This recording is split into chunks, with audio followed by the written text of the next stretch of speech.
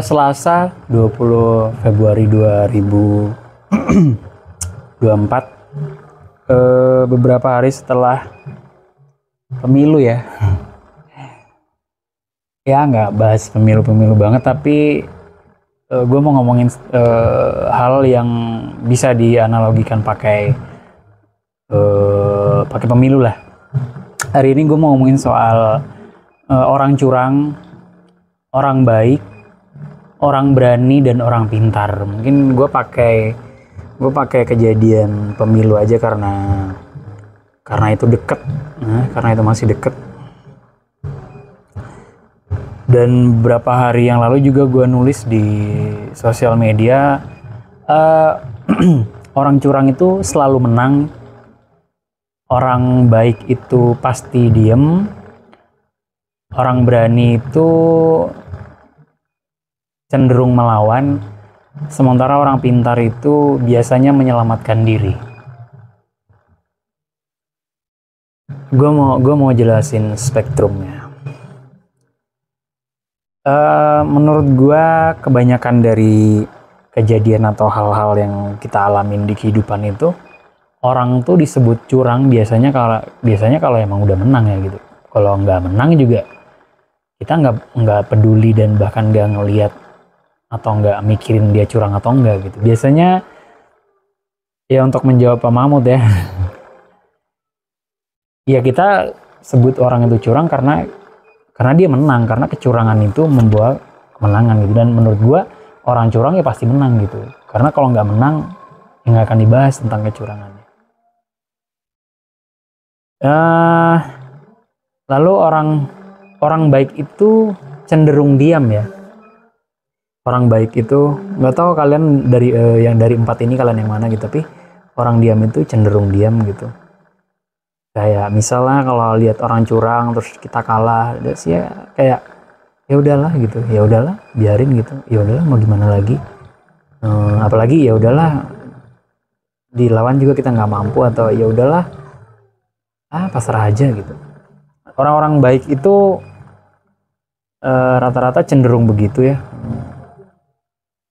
Bukan karena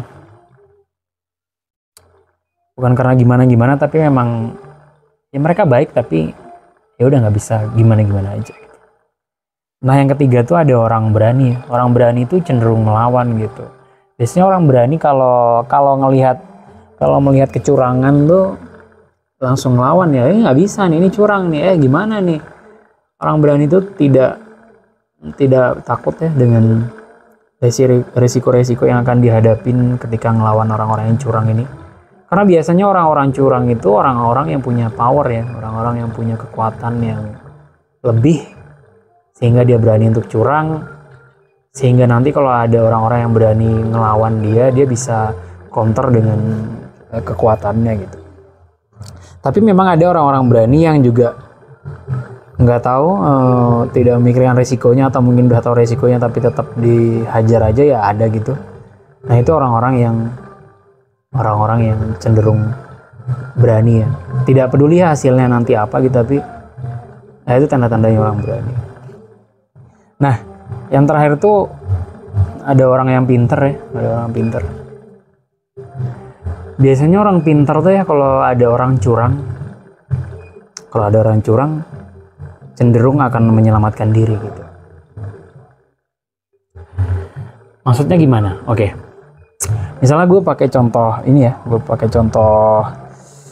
politik ini gitu. Indikasi-indikasi kecurangan tuh kan orang udah membaca sejak awal ya, akan terjadi gimana, siapa yang akan menang dan lain sebagainya lah gitu.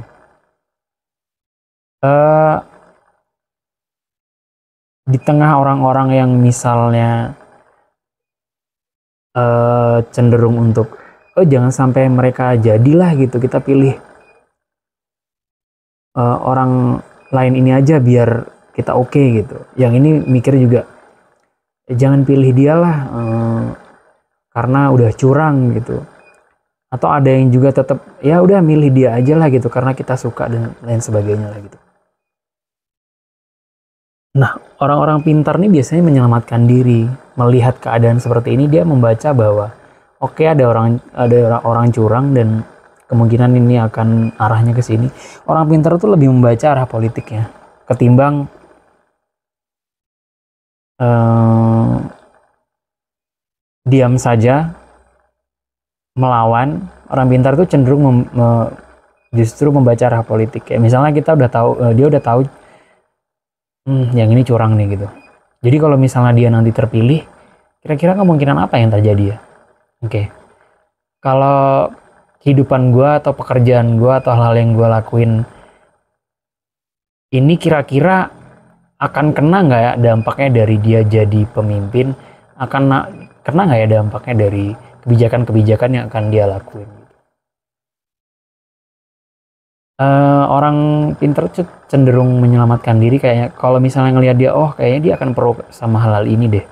Oke, gue akan coba menyelamatkan diri ya, gue lakuin hal-hal itu supaya apa yang gue lakuin itu dapat dampak baiknya gitu. Misalnya gini deh, misalnya pemimpin ini pro terhadap petani atau terhadap perkebunan sawit gitu. Biasanya orang pintar membaca untuk 5 tahun ke depan atau 10 tahun ke depan atau sebelum-sebelumnya dia kayaknya gue berkebun sawit deh. Karena nggak mungkin pemimpin ini akan menjatuhkan harga dan lain sebagainya gitu. Atau pemimpin ini cenderung kepada apalah gitu ya, kebijakan-kebijakan yang ya bisa dibaca arahnya gitu. Nah, orang-orang cenderung turun kayak, oke, kayaknya ini aman deh, kayaknya ini aman deh.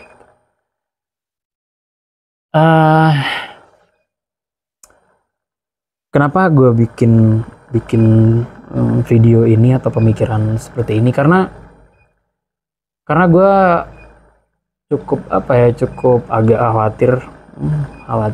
Kenapa gue khawatir ya? Pemikiran ini datang atau muncul karena melihat situasi bahwa ada orang-orang yang